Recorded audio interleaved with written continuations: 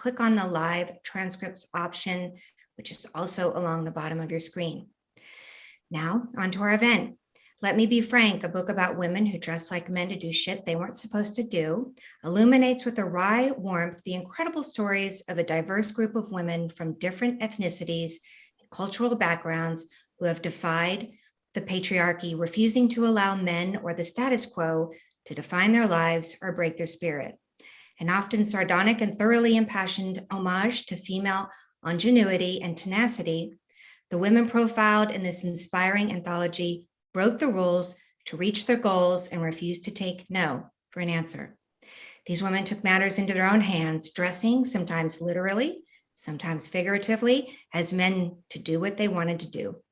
Tracy Dawson, actress and writer, began with the main stage of the world-renowned Second City in Toronto. In 2009, Tracy won an Emerging TV Writer Award at the Banff World Television Festival and was soon staffed as a writer and later cast as a lead actor on the Canadian comedy series Call Me Fitz. Tracy went on to win the Gemini Award and the Canadian Screen Award for Best Lead Comedic Actress for her work opposite Jason Priestley on Fitz. Tracy's play, Them and Us, was produced in 2009 in Toronto. Tracy will be in conversation with Amber Tamblyn, an Emmy, Golden Globe, and Independent Spirit Award nominated actress, writer, and director. She's the author of 6 books, including the critically acclaimed Era of Ignition, Coming of Age in a Time of Rage and Revolution. Her 7th book, Listening in the Dark, is an anthology reclaiming the power of women's intuition. And now, without further ado, I turn the screen over to you two. Take it away. Thank you. Thank you so very much. What a pleasure to be here with all of you. Politics and Prose, one of my favorite bookstores in the country, in the world. No, that's cocky, which is kind of the subject of our book here, right? I'd like to have a little introduction for this amazing book.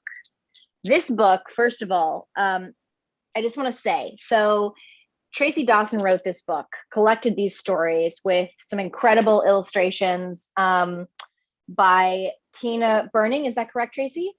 Okay, yes. Great. By Tina. And I get sent a lot of requests, and I've talked to a lot of feminists and a lot of people who are trying to write about the binaries of gender and power and the patriarchy and all of the mixture of those different topics and those different conversations. And Tracy reached out to me, and I knew who Tracy was, but this book kind of blew my mind for a couple different reasons. This was a kind of book where, you know, as an author, as a writer myself, as also as a performer, as someone who has worn many different characters,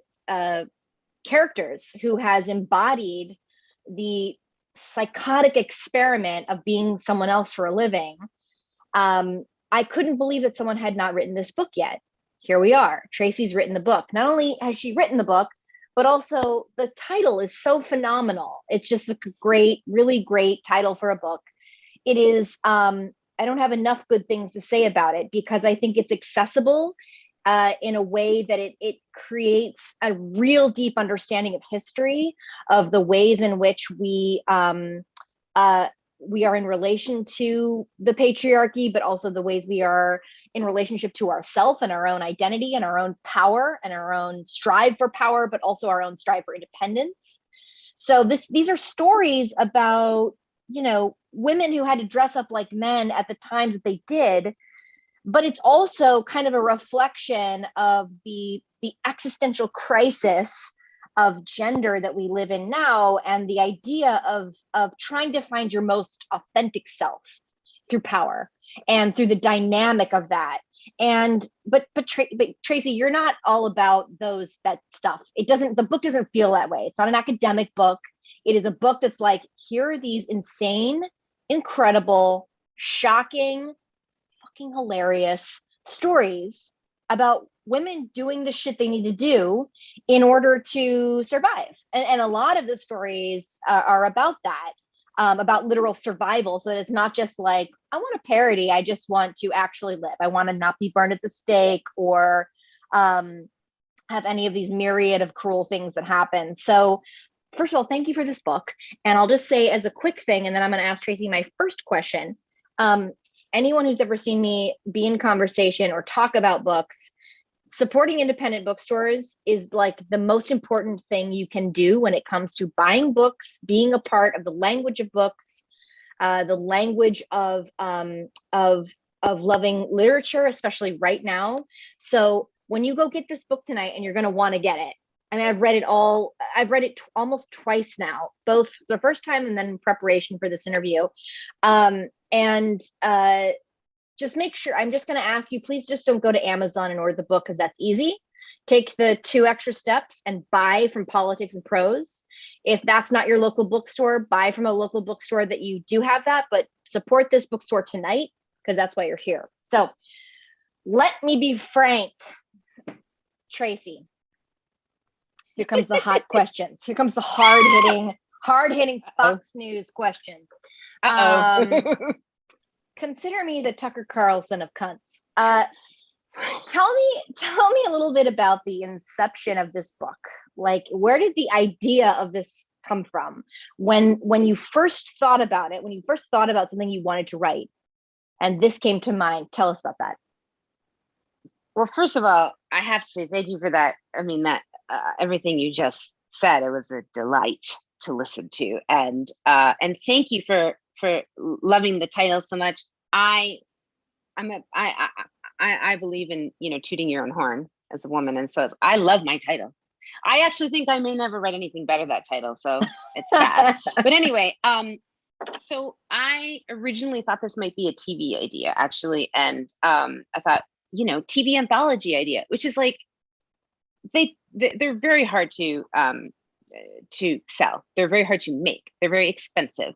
And this is also like a very ambitious project. It's 1478 BC all the way up to 2019. Like, the stories, the women that I'm writing about is, it's all over the map. So,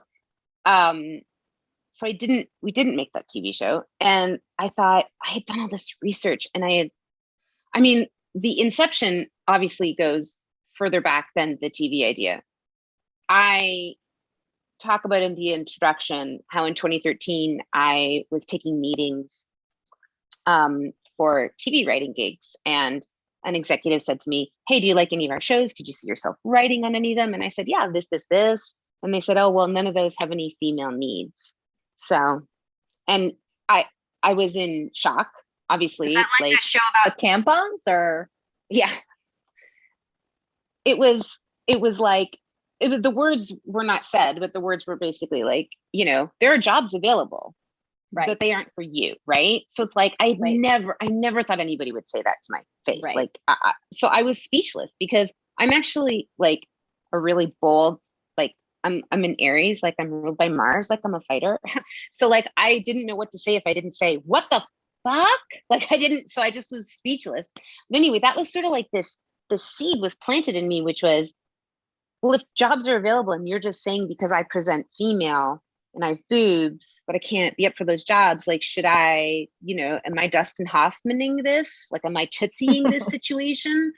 And then I had read this article about Catherine Nichols, who had sent her novel out under her own name and then as male name. So when that happened to me, like, it was my lived experience. And then I read about that experience with Catherine Nichols. And I just was like, I wonder how many women through the ages, because I was already like, something's going on here. And I really did not think, Amber, that I would find that many people. Like, when I started to research, right, I was like, it's not going to be enough for a TV show. It's not going to be enough for a book. Like, it's just probably, no, it was like, oh, I found like a lot of people. Right. And then once the idea was like made and I had that name and I felt so jazzed about that name, I was like, well, I have to make this into something now because that's such a great title. But as I started to write the book, like, I realized, like, you can stretch the premise here a little bit, i.e. Dr. Mary Edwards Walker. There was no disguise element to her life, but she spent most of her life dressed in men's clothing, although she adamantly said, I don't dress in men's clothing, I dress in my own clothing. These are my clothes. And she was arrested innumerable times for impersonating a man, until finally the judge was like, stop arresting Dr. Walker. So she fits in the book because I was like, well, she dressed like a man to do shit she wasn't supposed to do. Like, they kept on arresting her. They kept on saying, what are you doing? And so I was like, well, this is great, because it's not just one kind of story in the book. You know what I mean? I stretch it a little bit. Joan of Arc, everyone knew that Joan was a woman. She was not disguised, but there were aspects of her story that I said, oh no, I want to include this person, because that was specifically one of the charges brought against her that sent her to her death, which was wearing men's clothing. So it's just, I want to share with the audience that it's more than, it's not like just like a disguise element. Although that is part of some of the stories for sure. And did you just to go a little bit more through the process, because as a writer, I love this. I love it when and I know what that feels like when you hit on something and you go, oh, this is a thing that someone hasn't done before. And this is a thing that someone hasn't done in this way. And so were you aware of that when the idea was sort of there and you thought, oh my God, holy shit, I'm going to write a book about this specific topic? Or did it start, I mean, you talked about it being like, maybe you thought it was a TV show or something else. So maybe talk a little bit about the research element. How long did this book take to write? I'm so curious, as someone who's, a couple of these people I actually knew from some of my writing and in some of my books and essays. But like, I would say 95% of them I didn't know at all. And, or certainly, like you said, I want to talk about the Joan of Arc piece, but I also want people to buy and read the book, because, you know, we think we all understand that. And even I did. I mean, I skipped over that in a book that I have coming out in the fall, because I thought, oh, I know so much about it. There's nothing else to know about Joan of Arc. And then I was like, ugh, deeply wrong. So, so maybe just talk a little bit about the research aspect, how long it took. Was it years, months? It wasn't years. It was, you know, I learned a lot about myself while writing this book. First of all, I can write a book. I loved it.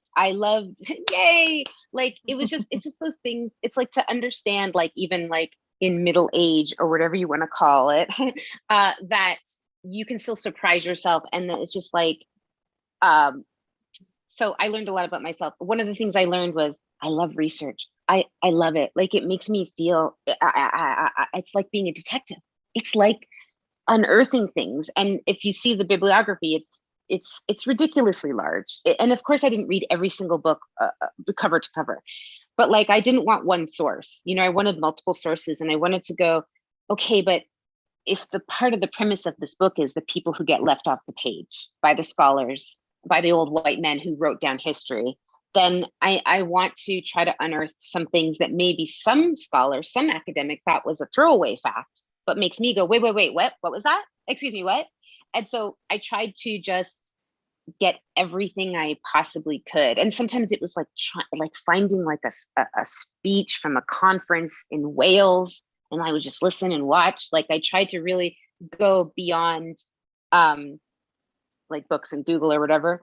But we sold the book. I mean, I had a few chapters written when we took the book out. When you write a nonfiction book, you don't have to have it complete, like with a novel, which I can't even, I'd love to climb that mountain one day, but it's another conversation.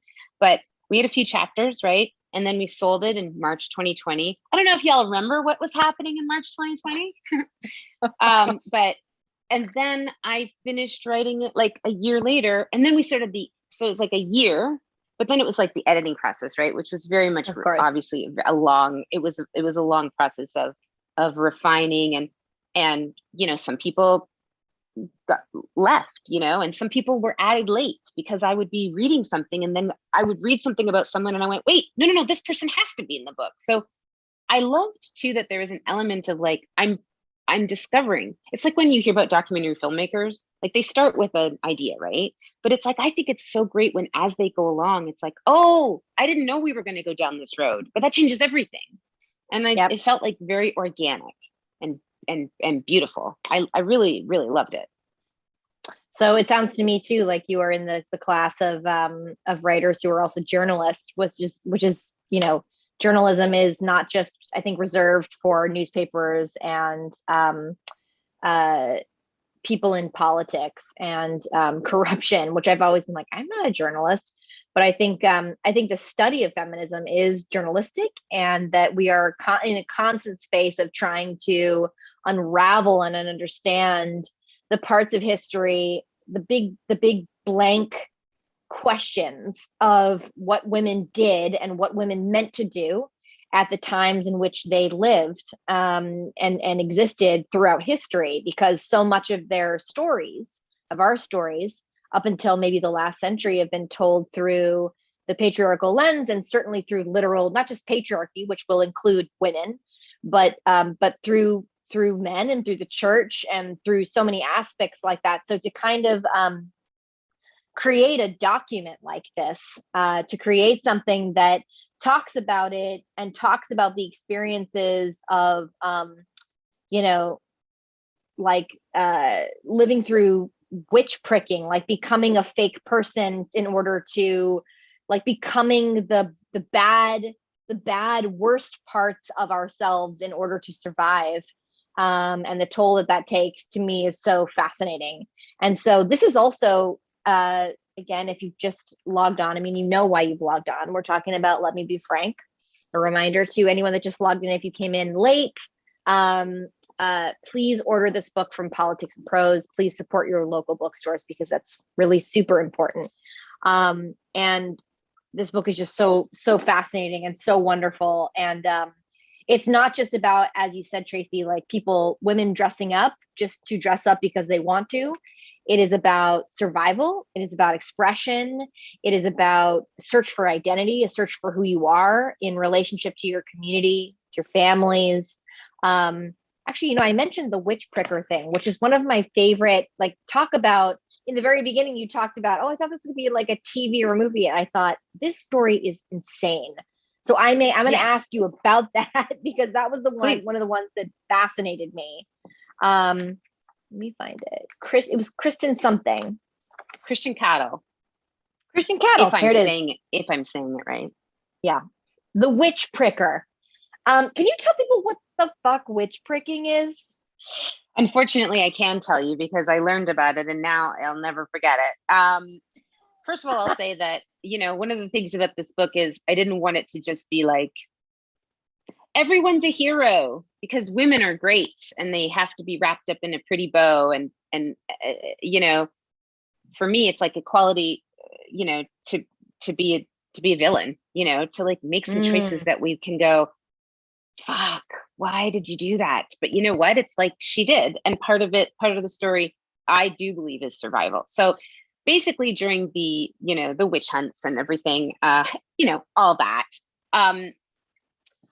Christian Cattle was a woman who disguised herself as a man to become a witch pricker. And so witch pricking was one of the methods. It's ridiculous to even talk about it like it was real, because it was like the whole prospect of let's prove that you're a witch is like, it's all made up.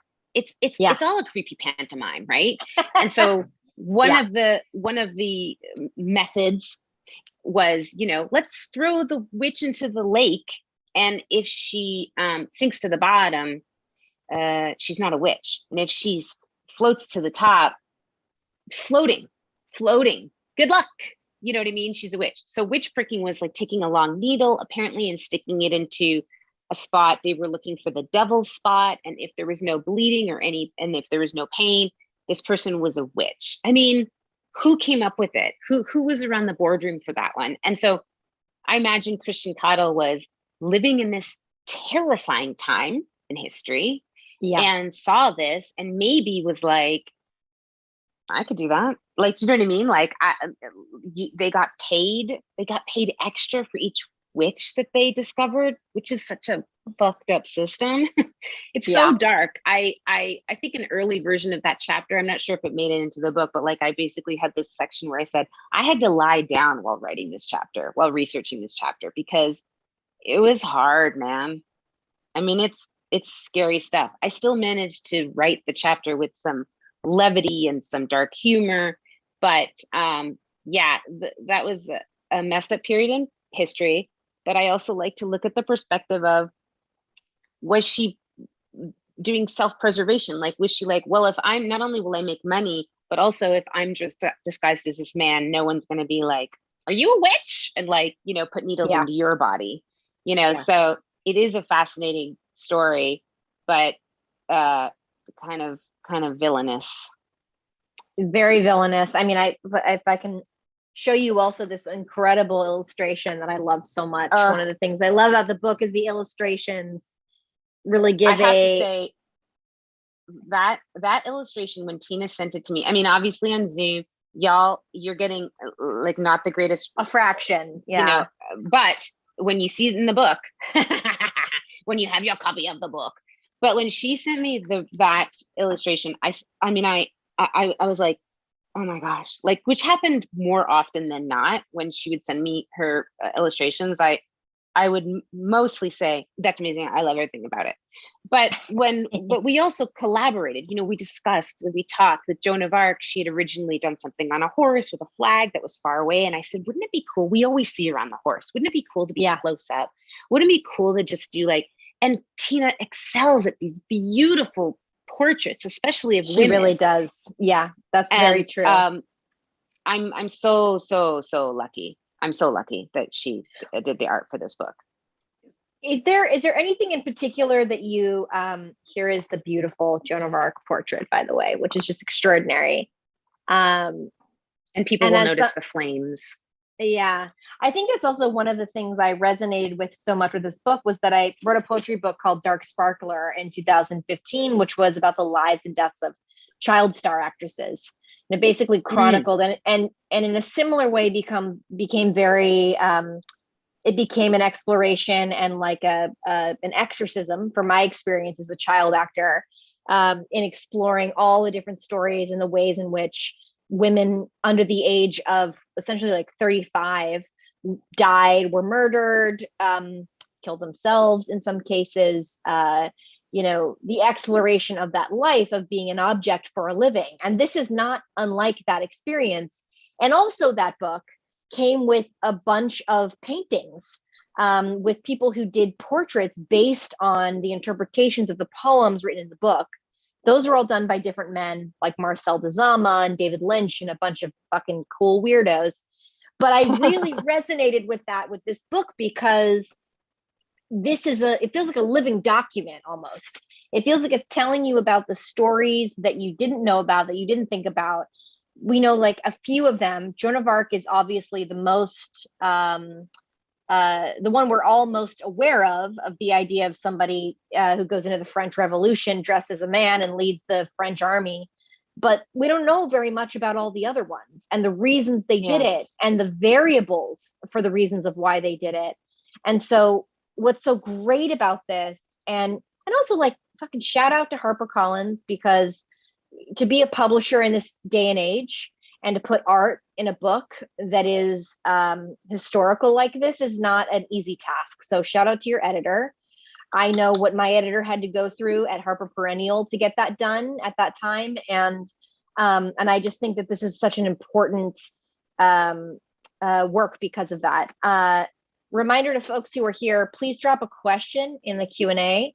I'll answer them, or I'll take your name and I'll create some question you didn't ask, and I'll embarrass you in front of your mother. No, but please ask us any questions you want about the book. Continue, please. Yeah, no, the thing about this book is, you know, it could have been something that was like we've seen these like strong women anthology books, you know, and I was like, I need this. First of all, I'm not an academic. I'm a comedy writer, but I'm like, you know, since I stepped on a comedy stage when I was 23 years old, I've been pushing my feminist agenda. So here I am, and I wanted this book to read like I'm sitting across from you in a restaurant. We're in a booth because the booths are the best. And I reach across and I take your hands and I go, you have to listen to this. You have to listen to this. And that's the energy with which it's written. And so it's accessible, but it's also like, you have to hear these stories. There's people that were left out of the history books. There's people where are the biopics? Where are the films? And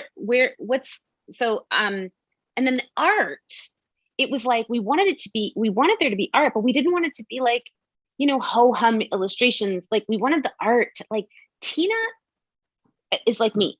she wanted to read the book. She wanted to read the chapters and she wanted to feel it. She wanted to feel like what speaks to her. And you see it in the art. You see it. It's like, it's not, they're not like anything else. And so the fact that we came together, and I'm this like weirdo comedy writer, and she's this incredible Berlin-based painter, I just think it's magic. Like, and Fucking so Berlin.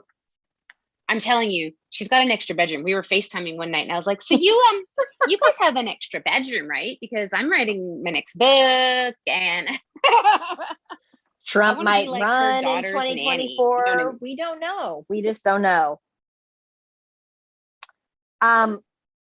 Louise Augustine, can you grab a book for me real quick and go to page 81? Oh my gosh. You know what is so funny? Amber, I have to tell you, I can be a bit psychic. I hope she says to me, grab a book and turn to this page. I'm not even kidding. No one has done that in any event. But I'm like, if someone was going to do that, Amber will do that. What page? That's true. 81. I don't even know you that well. And I was like, she'll tell me what to do. And I want her to. That's because 81. I'm a witch pricker. I'm flipping. A witch pricker. Witch pricker. So Louise Augustine Glaze, that's how you say the name, the French way. And just read the opening, because I laughed out loud and it's not funny. But I want to hear you read a little bit of it. I love it. This was what my psychic premonition said earlier today. So who's the witch? Okay. Is. The word hysteria comes from the Greek word hysterica, meaning uterus. That fact alone, I'm already mad. Are you serious? The ancient Greeks thought hysteria was caused by a wandering womb. If you're curious what that means, they literally thought a woman's uterus would become displaced and roam about the body, causing any number of unfortunate ailments. Sore throat, uterus must be lodged in your throat. Constipated, obviously your uterus is stuck in your butt. You know, science. Because there was very little understanding of female biology, you think? That was an aside by me in live real time. Sorry, I'm excited. The term hysteria was used to describe a plethora of physical and emotional female illnesses. The historian Mark McHale provides this shady spin. Hysteria has served as a dramatic medical metaphor for everything that men found mysterious or unmanageable in the opposite sex. By the way, you know what the Greeks advised as treatment for a wandering womb? Plentiful sex and constant pregnancy, of course. Keep that uterus and lady in its place by weighing it down with a baby. That's the introduction to the Louise Augustine Glaze chapter. So I think it's so great. Science. I think what's so important for people to remember about this book is that it's a fun read. It's like you really created something, you wrote something that is joyful and hilarious in its cruelty, which I don't know how you feel as a feminist, but I don't know how else to look at the history of our experiences and the, you know, and the cruelty of it, the suffering of it, than to have a good old chuckle at some of it. And that's like a great example. I have really a lot of male friends, a lot of female friends. I'm very gender diverse, my friends, and my male friends are, you know, feminists and super supportive, and they've been reading it and excited, and they text me and they say this and that. And the female friends say, I have to take breaks because they didn't expect to have so many feelings. And it's funny because they're like, I'm laughing, but I'm sad. Then I'm shocked. Then I'm laughing again. And I'm like, it's of course very fulfilling as the author to hear that, but it's definitely a more of an emotional ride, I've noticed from my female friends and female readers. And yeah, I mean, you could say I like to make the medicine go down better with humor, but it's also that's just who I am. Like, it's just, that's just always been like what my voice is. And I wanted to write this in an authentic, I didn't want to be over here. I didn't want to be like, I wanted to be with you. And I hope that that's how it comes across in the book. I think it totally comes across from that. I mean, I was thinking too of like, this is not exactly the right reference, but also I feel like you will deeply appreciate this. It felt a little bit like Drunk History, where the thing that's so great about that show is that you feel like you're sitting down with a friend who's like, and then they fucking douched her against her will. Like it just, there's something about it that makes, that's like, it's fucking horrible. All we can do is kind of laugh at the truth of our history as a culture, as a world, which is a thing I love about that show. But a thing that's really great about this book is that it is very poignant in the information that it has, but it's also just fun. It's really fun to read. It's deep, but it's light, you guys. You guys, it's all the when things. I was thinking about the TV show, I did say, imagine if Black Mirror and Drunk History had a weird baby. Oh, there you go. I don't know if I stand by that, but I definitely was trying to do that thing where you're like, it's like those two things. That's a good combination. I'm going to jump to a few questions here. And again, I'm going to remind everyone that over here in the chat is the link to Politics and Prose to order the book directly. Please order this book directly. Please don't be that guy or gal or they that orders from Amazon. I mean, Amazon's fine for whatever, but not for books. Let's order from bookstores, from this bookstore. Let's support them tonight. So a reminder that the link is over here in the chat from Politics and Prose directly. I'm going to repost it because I'm crazy. Also, I'm going to forewarn everyone, I cannot guarantee that my 5-year-old's not going to run in here any second. Like that could just happen. I think she just reposted it. Oh, yeah. Oh, that's my credit card in case anybody wants it. Oh no! Please feel free to delete that. Anybody that's here, or just use it to buy whatever to buy all the books that you want. Oh my god, so good. It doesn't get any better than that. Who was your favorite writer? Who was your favorite to write about and why? I love the Jean Barré chapter. Jean Barré circumnavigated the globe. She was the first woman to circumnavigate the globe. She was disguised as a man. Women were strictly prohibited from being on French naval ships. And she was in a sort of an assistant / lover relationship with this botanist dude who was like taken onto this ship by Louis Bougainville. I believe I'm saying that. And so, the botanist was kind of a sickly dude and she was disguised as a boy and she like ended up doing a lot of the discovering. She would go and she would schlep around the islands and the this and the that. And it's said that it's really her that discovered the bougainvillea. He put his name on it. This botanist dude, what was his name again? Commerçant. And so he's got a lot of plants and stuff named after him that have like that little thing at the end of the plant name and it's that strange botanist Latin stuff. And Jean Barré has nothing named after her. There's no plant named after her. And her story is absolutely incredible. And I just enjoyed it because I had never heard of her. I was a little bit upset, but I love bougainvillea. It's all over my neighborhood in Los Angeles. And so that was like, I wanted to give her due, but also she lived on a ship for 2 years. And so I got to make a lot of shitting jokes about like my anxiety around finding private places to poop. Like when I found, because one of the history books I read was like, the ship that she lived on for 2 years was about the size of a townhouse and it had about 100 people on board. And I was like, excuse me, 100 people in a townhouse? Like I said, oh, that's just not.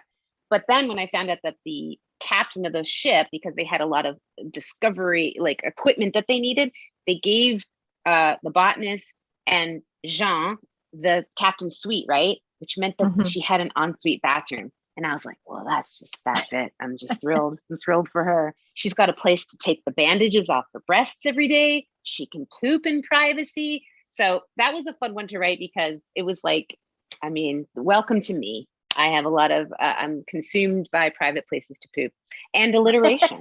I also love writing about Dorothy Lawrence, who disguised herself as a man to get to the front in World War I because she was desperate to be a journalist, which was a male-dominated industry, very much so. And they laughed in her face and they said, what?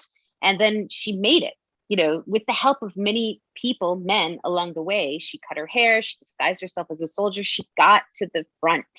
And she only lasted 10, 12 days, but her story is incredible. And what I hate about her story is that she went back to England, she wrote a book about it, and the media, the press, the reviewers, they ate her, they just completely tore her to shreds. They called her a freak. Why doesn't she get married? Like, it's like a woman with ambition, really. And it's just like, it was, her story was spun as a huge failure. And I'm like, the moment she stepped on that boat with her bike and nobody else and went across the English Channel to a war-torn country to try to be a journalist, are you kidding me?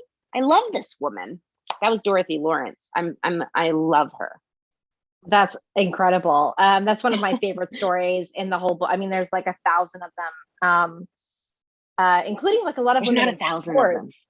Well, that's right. That's fair. There's a book's worth. Ding. There's so many that are about sports too, like women in sports, which I feel like is very topical for right now, especially considering both men and women, trans men and women who are experiencing,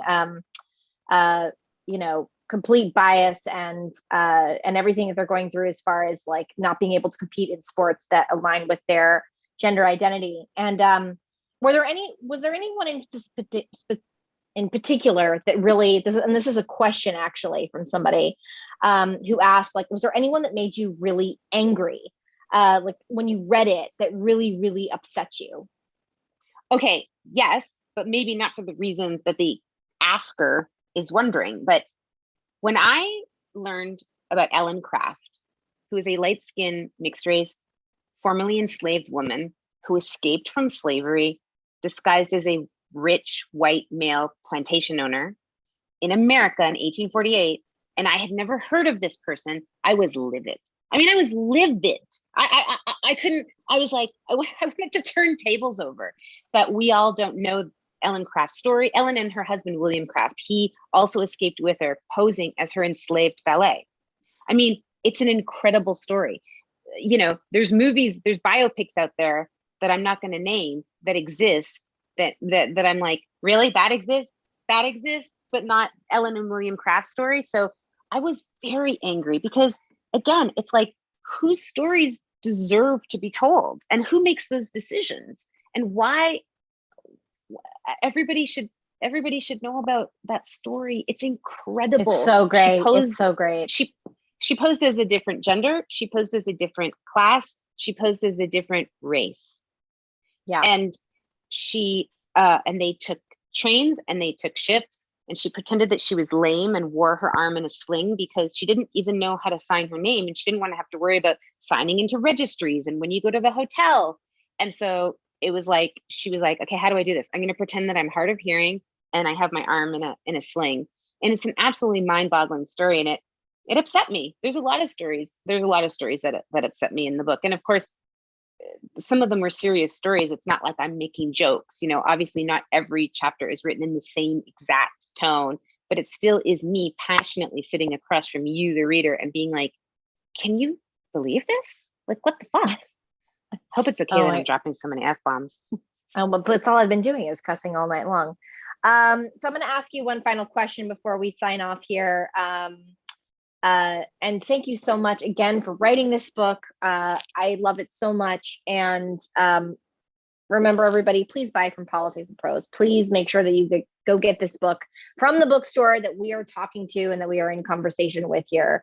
This is called Let Me Be Frank. It's amazing. And Tracy's written a really important work and with a lot of journalistic integrity about the lives and experiences of women throughout history who pretended to be something they weren't, either for power or for protection, for a myriad of reasons. So in the search and in the research of this book, was there anything that gave you hope about the future of women's stories and hope about identity in general? I know this is kind of like a big framed question, but when you read this and you read some of the resolve and the strength with which these women moved through life and literally survived being burned, hung, needle poked, witch poked, all kinds of just crazy, cruel, torturous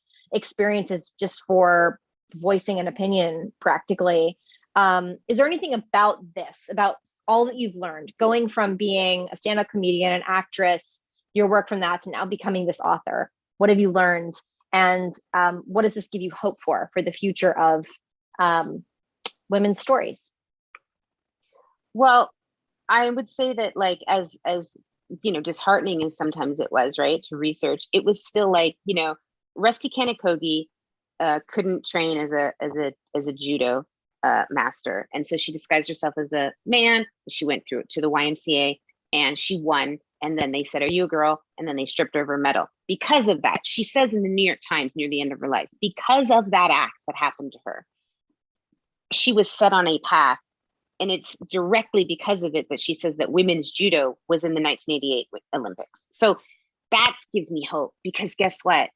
Catherine Switzer going in the Boston Marathon and them thinking she's a man because she signed up as Kay Switzer, like, it changed everything. Women weren't allowed to run marathons, weren't allowed. I don't know if who's listening that doesn't know that. Weren't allowed to run a marathon with your own body, making decisions about your own body. Who thought, right? So because of that, and the vicious pictures that went all over the world of the race director trying to stop her physically, it changed. It changed. You know what I mean? Like, so my thing is, people breaking rules, people doing what they're not supposed to do, people refusing to lay down, women, everyone who's been othered, queer people, Black and brown people, like, that is how we move the needle forward, right? And so it's incredibly exciting. So it's like, you know what I mean? Like, it's not just one thing. You're not like, oh, when you read this book, you're like, a little bit, And that's how I felt writing it, because it was like I have a big mouth. Sometimes people don't like it. But it's like, yeah, sometimes you don't like it, but sometimes you need the big mouths. You know what I mean? Like, you need the people who are just going to be like, no, fuck. Like, we've got, Rusty Kanikogi. She changed everything for women in judo. It's just, yeah. I don't know if I was very articulate there.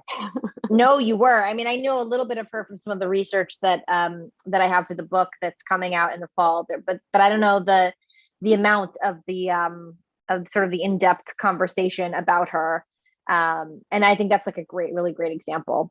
Okay, so I'm going to wrap up here, and I'm going to just tell people again, please buy this book. It's so incredible. Please buy it from Politics and Prose.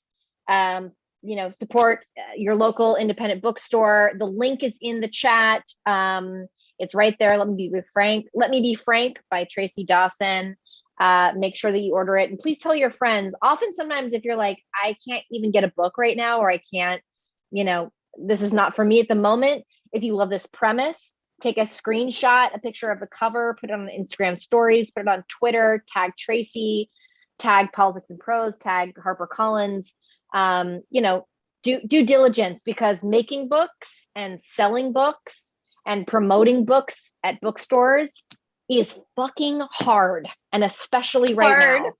It is so hard. And so thank you everyone for being here. Tracy, thank you so much for having me. It was such a pleasure, such a true pleasure. And I hope that this book goes out into the world. Yeah, please have the last word. Oh, I just was going to say thank you so much. It's just a joy to chat with you. I felt like we had a real chin wag, and I'm just excited. I don't know who's here, but nice to see you. And I hope you enjoy the book. Yes, thank you so much, Tracy. This book sounds like so much fun. I can't wait to read it, get my hands on a copy. This has been such a fun discussion. Amber, Tracy, we really appreciate you both being here. Yes, the book link is in the chat. It'll take you over to politics-prose.com, where while you're there purchasing the book, I hope you'll check out our events page. And we'd love to see you all at another event soon. In the meantime, everybody stay well and well read. Thank you so much. Good night. Bye, Good night, everybody. Thanks so much. Bye, Amber. Bye.